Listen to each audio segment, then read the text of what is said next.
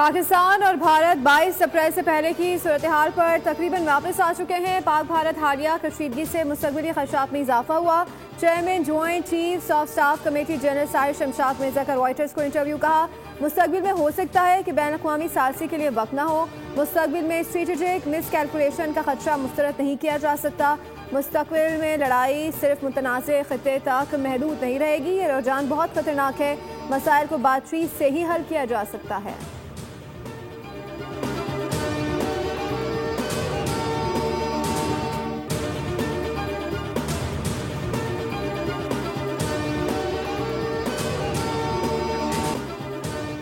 सिंतास मुआहदे को एक तरफा मुअत्तल करने का फैसला काबिल मजम्मत है। पाकिस्तान अपने हिस्से के पानी पर कोई समझौता नहीं करेगा। वज़ीर-ए-आज़म शहबाज शरीफ का ताजिकिस्तान में ग्लेशियर्स की तहफ़्फ़ुज़ के अक़वामी कॉन्फ्रेंस से खिताब। वज़ीर-ए-आज़म ने कहा, ग्लेशियर्स का तहफ़्फ़ुज़ हमारे लिए बहुत अहम है।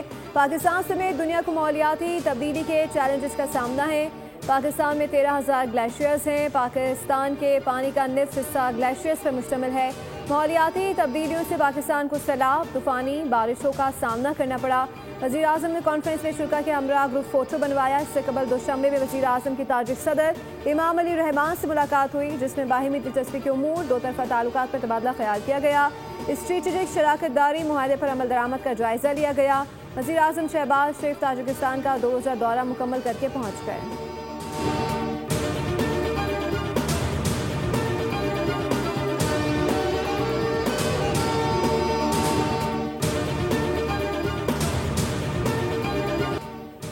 नायब वज़ीर-ए-आज़म इसहाक़ डार ने कहा है कि पाकिस्तान ने आलमी तनाज़ात के लिए बैन अक़वामी सालिसी मरकज़ बनाया। आलमी बरादरी सिंतास मुआहदे की मनसूखी का नोटिस ले।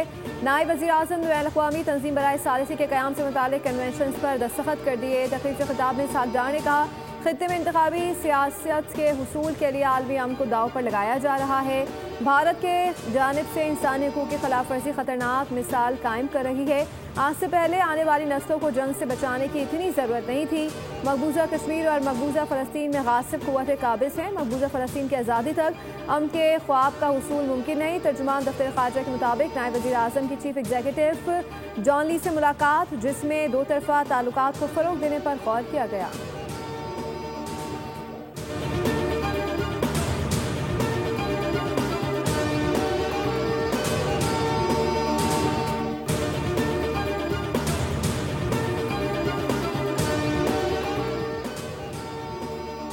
पीटीआई रहनुमाओं और कारकुनान के खिलाफ 9 मई को थाना रमना पर हमले का केस। MNA अब्दुल लतीफ़ और साबिक़ MPA वज़ीर ज़ादा समेत 11 मुलज़मान को सज़ा सुना दी गई। मोहम्मद अकरम, मीरा खान, शाहज़ेब, सुहेल खान को तहवील में ले लिया गया। अदालत ने गैर हासिल मुलज़मान के वारंट गिरफ्तारी जारी कर दिए। मुलज़मान को मजमूई तौर पर 15 साल 4 माह कैद और जुर्माने की सज़ा सुनाई गई।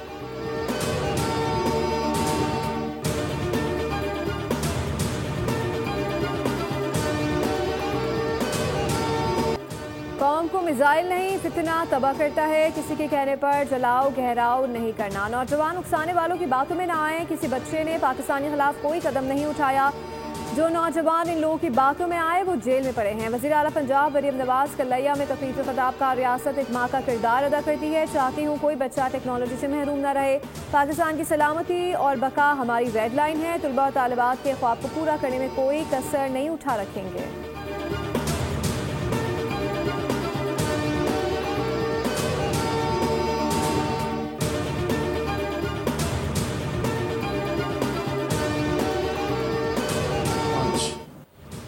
पाकिस्तान ने भारतीय फ़िज़ाइया के 5 तैयारे मार गिराए। बीजेपी के सीनियर रहनुमा ने भी एतराफ़ कर लिया। मार्का हक में पाक फ़िज़ाइया ने भारतीय जारियत का मुंह तोड़ जवाब दिया। चीन के तैयारे बेहतरीन जबकि फ्रांस के तैयारे अच्छे नहीं थे। बीजेपी रहनुमा स्वामी ने भी हकीकत को तस्लीम कर लिया। कहा कि उम्मीद है मोदी तैयारे गिरने के मामले पर कौम को सच्चाई बताएंगे। बीजेपी रहनुमा का मोदी और अमित शाह से मुस्ताफ़ी होने का मुतालबा।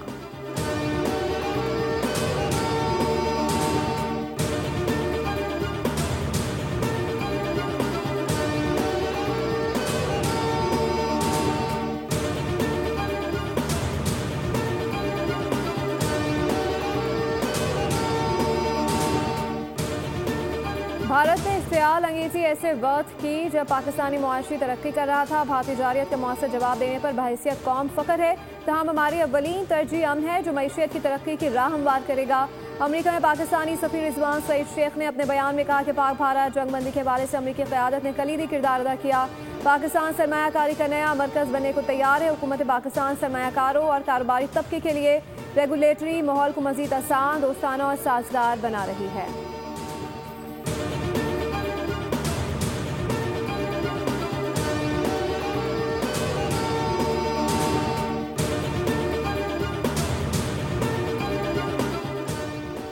पाकिस्तान और IMF के दरमियान वर्चुअल मुज़ाकरात आज फिर होंगे। तनख्वाहदार तबके और सनती शोबे को रिलीफ देने पर बात होगी। नए माली साल के बजट अहदाफ और इकदाम पर तबादला ख्याल किया जाएगा। वफाकी सेक्रेटरी खजाना के मुताबिक नए माली साल का बजट 10 जून को ही पेश किया जाएगा। वफाकी तरक्याती बजट के लिए तजवीज़ पर गौर के लिए सालाना प्लान कोऑर्डिनेशन कमेटी का इजलास 2 जून को तलब कर लिया गया।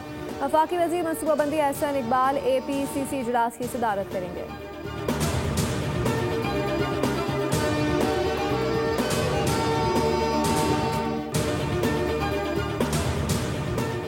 सदर मुमलिकत से MNA समीना खालिद और पीपल्स पार्टी के बानी कारकुन आरिफ खान की मुलाकात। मुल्की सियासी सूरत हाल, जमहूरी अमल के इस्तेकाम और अवामी फलाह बहबूद से मुतालिक मुख्तलिफ उमूर पर तबादला ख्याल किया गया। सदर आसिफ अली जरदारी ने कहा, जमहूरियत हमारी कौमी शनाख्त का बुनियादी सतून है। हमारे पार्लिमानी इक़दार, कानून की हुक्मरानी और अवामी शमूलियत को मुस्तहकम बनाना है।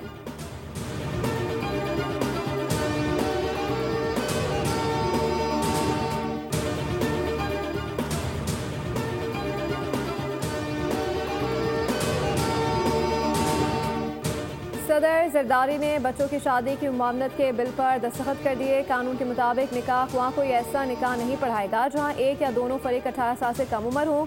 खिलाफ वर्जी करने पर निकाह ख्वाह को 1 साल कैद और 1 लाख जुर्माना हो सकता है। सेनेटर शहरी रहमान का चाइल्ड मैरिज रिस्ट्रेंट बिल पर दस्तखत करने पर सदर मुमलिकत आसिफ अली जरदारी को जबरदस्त खराज तहसीन कहा। बिल की मंजूरी मुख्तलिफ तबकों की मुज़ाहमत के बावजूद कामयाबी हासिल हुई। चाइल्ड मैरिज पर पाबंदी का यह कदम आने वाली नस्लों को तहफ़्फ़ुज़, उम्मीद और रोशन मुस्तक़बिल देगा।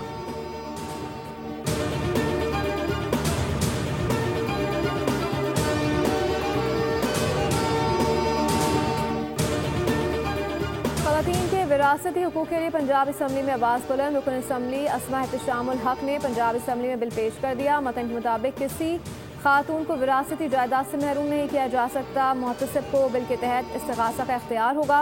हक तल्फ करने को 10 लाख रुपए जुर्माना और 3 साल कैद होगी।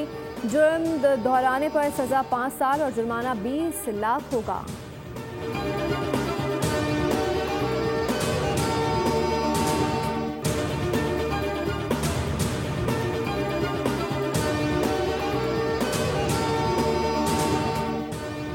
मुल्क के बेशतर इलाकों में मौसम आज भी गर्म और खुश्क। कराची में दर्जे हरारत 39 डिग्री को छू गया। महसूस 42 डिग्री किया गया। गर्मी से इंसान ही नहीं, जानवर भी बेहाल। व्यापारी गर्मी से बचाने के लिए जानवरों को नहलाने लगे। महकमा मौसमियात ने मानसून सीजन 2025 के लिए मौसमी आउटलुक जारी कर दिया। पहले हिस्से में शदीद बारिशों की पेश गोई। सिंध, पंजाब और KP में सैलाब का खदशा। कराची में 15 जून तक बारिश का कोई इम्कान नहीं। खैबर पख्तूनख्वा और गिलगित बल्तिस्तान में ज्यादा दर्जा हरारत से बर्फ पिघलने की रफ्तार बढ़ सकती है। बर्फ पिघलने से दरियाओं में पानी की सतह बुलंद हो सकती है।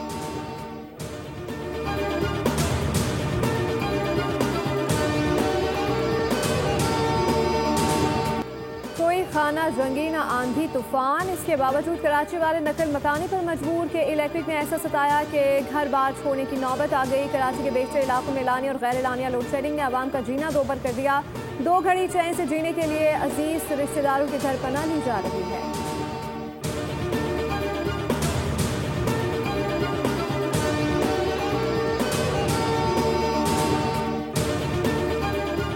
कराची के इलाके इब्राहिम हैदरी में इंसानियत सोज वाक़या। रात 3 बजे घर से लापता होने वाली 8 माह की बच्ची जुम्मा गोर की गटर लाइन से मिल गई। पुलिस ने बच्ची को तहवील में लेकर ज़ाब्ते की कार्रवाई शुरू कर दी। बच्ची के कानों में मौजूद सोने की बालियां तक नोच ली गई। बच्ची की गुमशुदगी का मुकदमा वाले की मुद्दत में दर्ज किया गया था।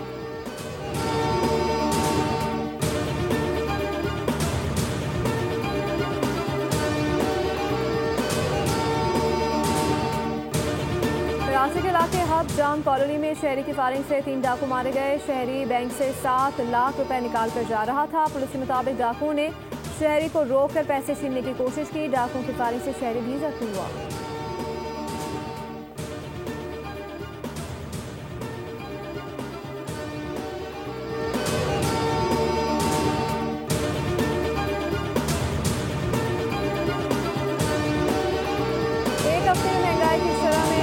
0.8 की कमी। इदारा शुमारियात ने हफ्तावार बुनियादों पर महंगाई के आदाद शुमार जारी कर दिए। एक हफ्ते में 14 अशरिया कीमतों में इजाफा, 10 में कमी और 27 अशरिया कीमतें मुस्तहकम रहीं।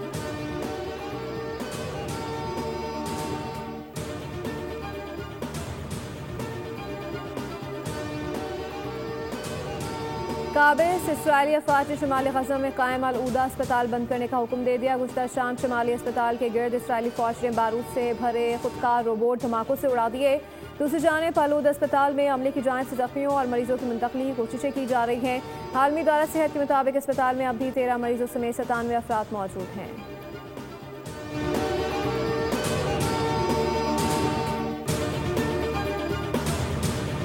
इसराइल गजा जंगबंदी के लिए अमेरिका की नई तजवीज़ पर दस्तखत कर दिए। तर्जुमान व्हाइट हाउस कैरन लेविट का कहना है कि इब्तदाई मरहले में 60 रोज़ के लिए जंगबंदी होगी और अक़वाम मुत्तहिदा के जरिए इंसानी बुनियाद पर इमदाद पहुँचाई जाएगी।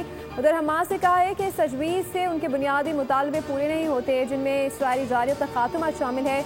इस मंसूबे पर अमल का मतलब गजा वालों को मरने के लिए फिर से इसराइल के हवाले कर देना, भूखी नजर कर देना है और किसी सूरत कबूल नहीं।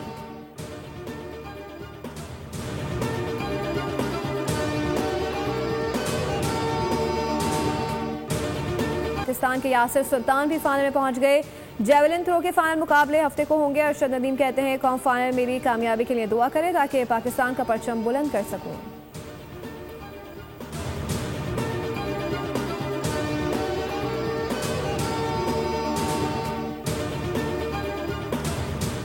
Asian masters weight lifting championship में पाकिस्तान का एक और गोल्ड मेडल। काशिफ रेहान ने पाकिस्तान के लिए तीसरा तलाई तमगा जीत लिया। दोहा में जारी चैंपियनशिप की 102 किलोग्राम वेट कैटेगरी में काशिफ ने मजमूई तौर पर 170 किलोग्राम वजन उठाया। 3 तलाई और 1 कांसे के तमगे के साथ चैंपियनशिप में पाकिस्तान के मेडल्स की तादाद 4 हो गई।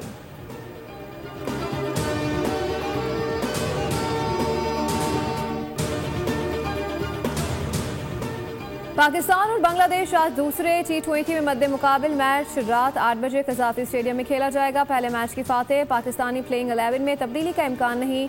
शाहीन सीरीज जीतने के लिए पुरअज़म। 3 मैचेस की सीरीज में ग्रीन शर्ट्स को 1-0 की बढ़तरी हासिल है।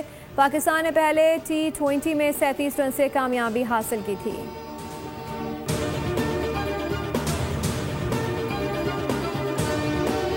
तुर्क कुंग-फू चैंपियन का गजा में इसराइली जारियत के खिलाफ और फलस्तीनी अवाम से इजहार यकजहती बतौर एहतजाज यूरोपियन चैंपियनशिप में जीता हुआ गोल्ड मेडल मिस्र के दरियाए नील में फेंक दिया। नजमुद्दीन अरबकान ने 2023 की यूरोपियन चैंपियनशिप में कुंग-फू टाइटल अपने इनाम किया था। मेडल तकरीब में फलस्तीनी परचम लहराने पर उन्हें तहकीकात का सामना करना पड़ा और उनका टाइटल मुअत्तल कर दिया गया था। तुर्क खिलाड़ी ने इसराइल को शदीद तनकीद का निशाना बनाते हुए कहा कि दुनिया के हर मैदान की तरह खेलों के शोबे में भी यहूदी अपने मफादात के लिए काम करते हैं। अपनी मेहनत से गोल्ड मेडल जीता, जिसे यहूदियों ने मुझ पर किसी एहसान की तरह दिखाया।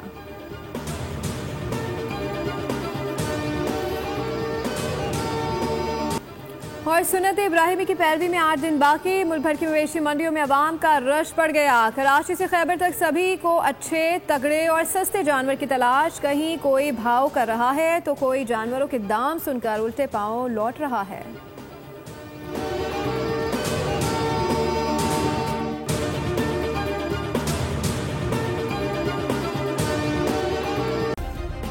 सब्सक्राइब करें और बेल दबाएं ताकि कोई खबर रह न जाए।